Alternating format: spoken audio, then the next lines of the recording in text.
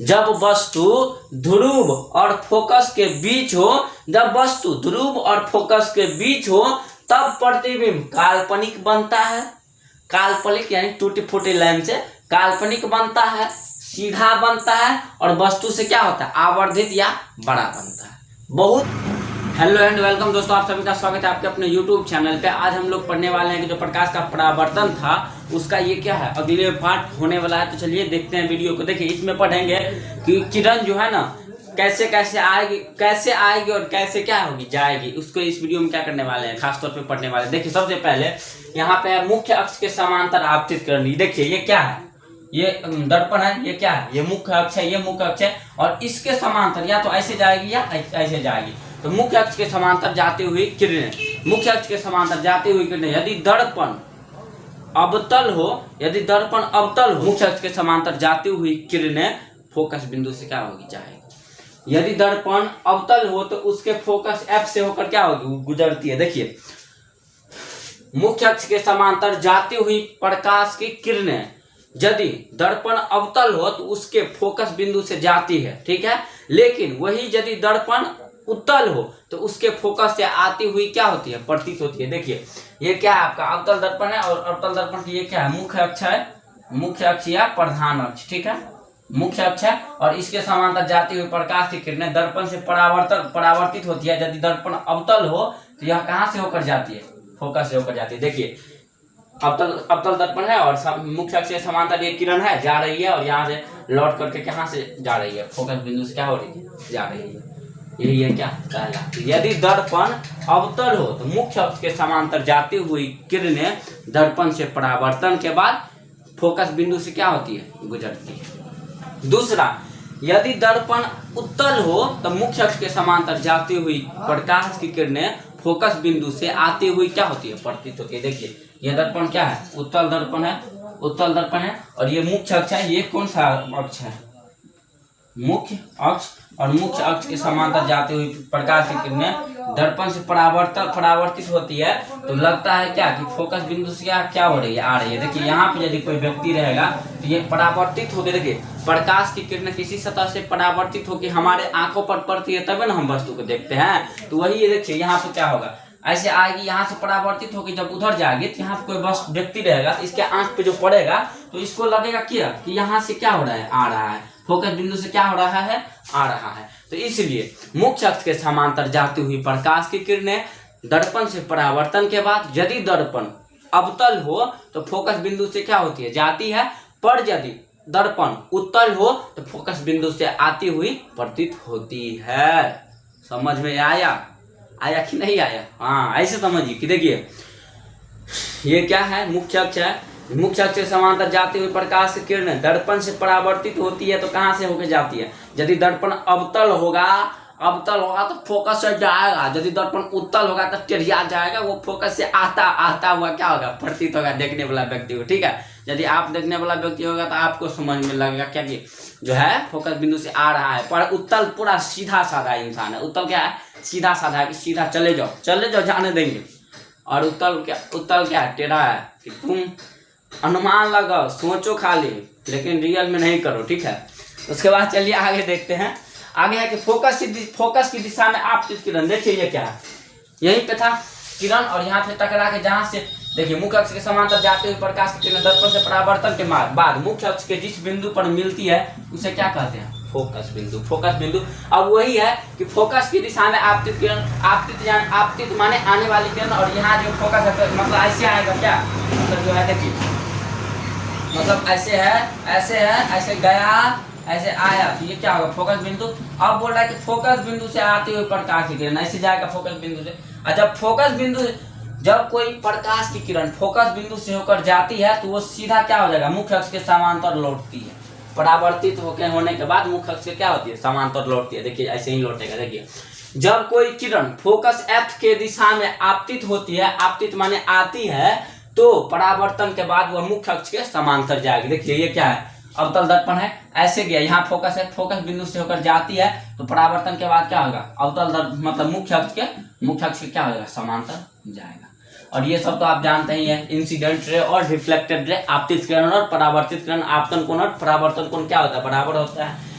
यही कंडीशन जब उत्तल में होगा तब क्या होगा, उत्तल में होगा तो क्या होगा, पतित होगा। ठीक है, तो वही हुआ है। देखिए ऐसे गया नहीं, ऐसे देखिए फोकस यहाँ पे है, ऐसे जाएगा, फोकस से लगेगा जा रहा है, और यहाँ से परावर्तन होकर जाएगा वक्रता केंद्र, यहाँ से क्या होगा, फोकस से लगता है क्या जा रहा है।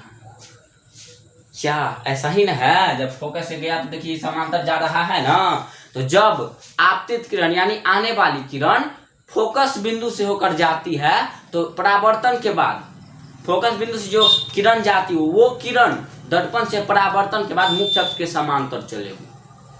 जब कोई प्रकाश की किरण फोकस बिंदु से होकर जाती है और जाने के पश्चात दर्पण से परावर्तन होने के बाद मुख्य अक्ष के समांतर लौटती है। ये देखिए ये दर्पण हुआ, ये मुख्य रेखा हुआ, मुख्य मतलब अक्ष हुआ। ठीक है, मुख्य अक्ष हुआ। यहाँ पे क्या होगा, फोकस होगा, फोकस बिंदु, यहाँ से किरण जाती है, जाने के बाद क्या होती है, ऐसे लौटती है, ये क्या हो जाएगा, फोकस बिंदु हो जाएगा। और यहाँ से यहाँ देखिए, यहाँ से यहाँ जो अभिलंब मिलाते हैं, जो आपतित किरण और परावर्तित आपतन कोण और परावर्तन कोण को बांटता है, इसको क्या बोलते हैं, वक्रता केंद्र। वही बोल रहा है कि जब वक्रता त्रिज्या दर्पण पर उपस्थित किसी बिंदु पर अभिलंब होता है, इसी को क्या बोलते हैं, वक्रता त्रिज्या। और ये दर्पण है, देखिए दर्पण पर उपस्थित एक बिंदु है वक्रता त्रिज्या, दर्पण पर उपस्थित एक बिंदु है वक्रता त्रिज्या। दर्पण पर उपस्थित किसी बिंदु पर अभिलंब होता है और इस पर क्या होता है, ये अभिलंब होता है। इसलिए जब कोई किरण वक्रता केंद्र सी से के दिशा में दर्पण पर पड़ेगी, तो देखिए वक्रता केंद्र सी के दिशा में ऐसे पड़ेगी, जब पड़ेगी तो क्या होगा, ऐसे पड़ेगी तो ऐसे यहाँ पे दर्पण पे टकराएगी, ऐसे आएगी तो ऐसे दर्पण पे टकराएगी, और टकराने के बाद उसी पे क्या हो जाएगी, लौट जाएगी, क्योंकि 90 डिग्री पे क्या होती है, पर पड़ती है, इसलिए 90 डिग्री पे क्या हो जाएगा, सीधा रिफ्लेक्ट उसी पथ पे क्या हो जाएगा, चला जाएगा। जब कोई किरण वक्रता केंद्र सी की दिशा में दर्पण पर पड़ेगी, वक्रता केंद्र सी के दिशा में दर्पण पर क्या होगी, सी के दिशा में आ रहा है ना, दर्पण पर पड़ रहा है ना, दर्पण पर पड़ेगी तो वो किरण उसी पथ पर क्या हो जाएगी, लौट जाएगी। तो ये जैसे आया, देखिए ये ऐसे आया ना, इसी प्रकार से क्या भी हो जाएगा, लौट भी जाएगा, इसी प्रकार से लौट भी जाएगा। समझ लीजिए। देखिए यदि मुख्य अक्ष के समांतर आती हुई प्रकाश की किरणें यदि दर्पण अवतल हो तो फोकस बिंदु से होकर क्या होगी, जाएगी, पर यदि दर्पण उत्तल हो तो फोकस से आती हुई पतित होगी। ठीक है, उसके बाद था फोकस की दिशा में आपतित किरण। और जब प्रकाश की किरण फोकस की दिशा में जब आएगी, जब प्रकाश की किरण फोकस की दिशा में जब आएगी तो वो किरण दर्पण से परावर्तन होने के बाद मुख्य अक्ष के समांतर चलेगी। ठीक है, उसके बाद तीसरा है वक्रता केंद्र की दिशा में क्या, आपतित किरण। जब प्रकाश की किरण वक्रता केंद्र की दिशा में आएगी तो वो दर्पण से परावर्तन होने के बाद सीधा उसी पथ पर क्या हो जाएगी, लौट जाएगी। चलिए आगे देखते हैं, हम लोग आगे देख लेते हैं। आप देखिए आप लोगों का छठ भी आने वाला है, दिवाली भी आने वाला है। दिवाली से पहले यह कोशिश कीजिए कि जो पूरा सिलेबस अच्छा से पढ़ाई करके शांति से क्या हो जाए, दिवाली मनाएंगे। ठीक है, इस तरह का निर्णय ले लीजिए और पूरे डेडिकेशन के साथ पूरा सिलेबस को समाप्त करके मस्ती कीजिए। तो चलिए देखते हैं आगे, मतलब 3-4 गो हो गया था, चौथा देखिए बोल रहा है कि ध्रुव की दिशा में आपतित किरण। देखिए ये किरण का मतलब गोलीय दर्पण का जो मध्य बिंदु होता है उसी को क्या बोलते हैं, ध्रुव। और ऐसे देखिए कोई आपतित किरण यदि ध्रुव पे आता है आई एंगल बना के, तो वो सीधा आई के बराबर ही एंगल आर बना के क्या हो जाएगा, रिफ्लेक्ट हो जाएगा। यही बोल रहे हैं इसमें। देखिए चूंकि ध्रुव पी पर प्रधान अक्ष दर्पण पर अभिलंब है, ध्रुव पी पर प्रधान अक्ष दर्पण पर क्या है, अभिलंब है। यदि कोई किरण दर्पण पर ध्रुव की दिशा में मुख्य अक्ष से आई कोण बनाती है, यदि कोई किरण दर्पण से मुख्य अक्ष के दर्पण पर ध्रुव की दिशा में मुख्य अक्ष ये हुआ, मुख्य अक्ष से कितना कोण बनाती है, आई कोण बनाती है, बनाती हुई आपतित हो। आपतित माने आई कोण बनाती हुई क्या होती है, आती है ध्रुव की ओर, तो परावर्तन के नियम से परावर्तित किरण जो मुख्य अक्ष से आई के बराबर कोण बनाती हुई जाएगी। तो ये देखिए ऐसे आया, जो परावर्तित किरण होगी वो भी क्या होगी, मुख्य अक्ष से एंगल आर कोण यानी आई के बराबर आर कोण बनाती हुई क्या हो जाएगी, लौट जाएगा। ठीक है, यानी ये आप जानते भी हैं कि परावर्तन के नियम से आपतन कोण बराबर क्या होता है, परावर्तन कोण इंसिडेंट एंगल बराबर रिफ्लेक्टेड एंगल, क्या वही है।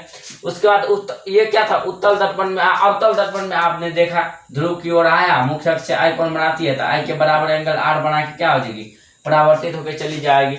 उसी तरह हो जाएगा अवतल उत्तल में क्या हुआ देखिए, उत्तल में भी ऐसे आई, ऐसे ध्रुव से मुख्य अक्ष से आई कोण बनाई और आर बना क्या हो गई, आई कोण बनाते हुए आई और आर कोण बनाते हुए चली गई। ठीक है, अब आता है झकास।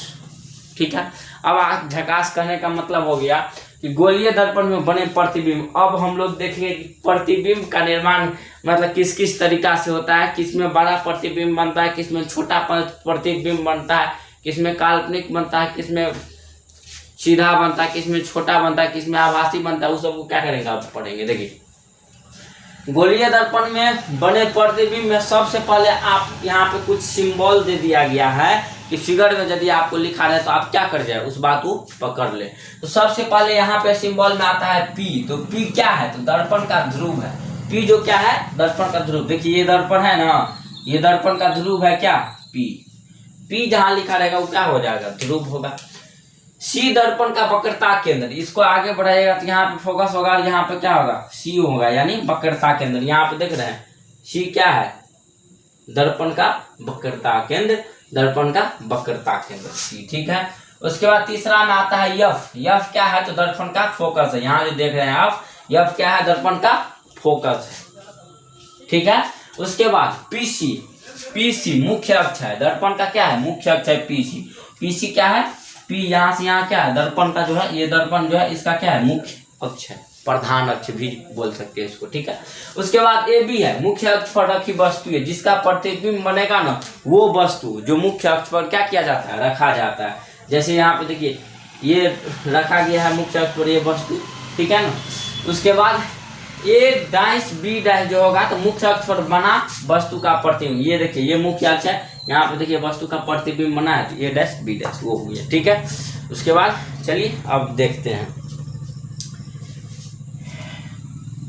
ए बी वस्तु। अब देखिए सबसे पहले आभासी किरण तथा प्रतिबिंबों को टूटी रेखा से दिखाया जाएगा। ठीक है, देखिए इसका एक हम अभी गाइडलाइन आपको बता रहे हैं कि ऐसा ऐसा किया जाएगा। जो आभासी किरण होगा, जैसे ये देखिए ये आभासी किरण है ना, आभासी किरण है, और ये क्या है, प्रतिबिंब, इस वस्तु का प्रतिबिंब यहाँ पे बन रहा है।